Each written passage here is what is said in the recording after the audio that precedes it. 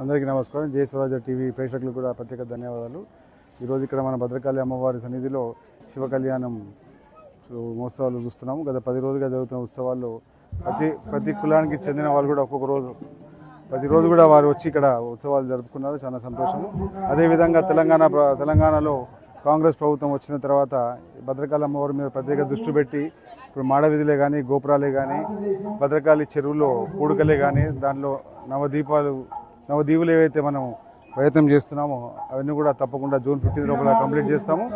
అదేవిధంగా పుష్కర ఘాట్ విధంగా ఇక్కడ వెనకకు మెట్లు కూడా కట్టి కోనేర్లకు నీళ్లు పోయేటట్టు అక్కడ మంచి ఒక ఫౌంటైన్ పెట్టి దాన్ని కూడా అభివృద్ధి చెందు జూన్ 15 వరకు రెడీ చేస్తాము.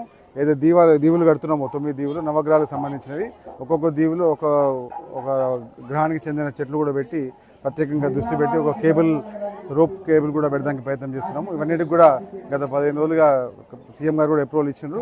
తప్పకుండా భద్రకాళి రూపురేఖలు మార్చి ప్రపంచ స్థాయిలో దీనికి మంచి పేరు ప్రఖ్యాతులు వచ్చే విధంగా కాంగ్రెస్ ప్రభుత్వం తరఫున తప్పకుండా తయారు చేస్తారు. సార్, భద్రకాళి ఆలయ అభివృద్ధి పనులకు సంబంధించి మాడవీధుల పనులు అనేది ఎంతవరకు వచ్చాయి?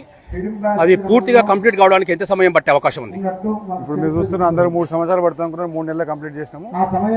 ఈ మళ్ళా బ్రహ్మోత్సవాలకు తప్పకుండా మాడవీధులు చక్రం తిరిగే విధంగా తప్పకుండా తయారు చేస్తాం. సార్, ఇప్పుడు 2 తెలుగు రాష్ట్రాల్లో తెలంగాణ ఇంద్రకీలాద్రిగా పేరుగాంచిన భద్రకాళి అమ్మవారు అంటే కోట్లాది మంది భక్తుల కొంగు బంగారం. మరి వరంగల్ మహానగరం అంటే గుర్తుకొచ్చేది భద్రకాళి అమ్మవారు. భద్రకాళి అమ్మవారి ఆలయ విషయంలో తెలంగాణ స్టేట్ గవర్నమెంట్ భవిష్యత్తు డెవలప్మెంట్ ఏం చేయబోతాం?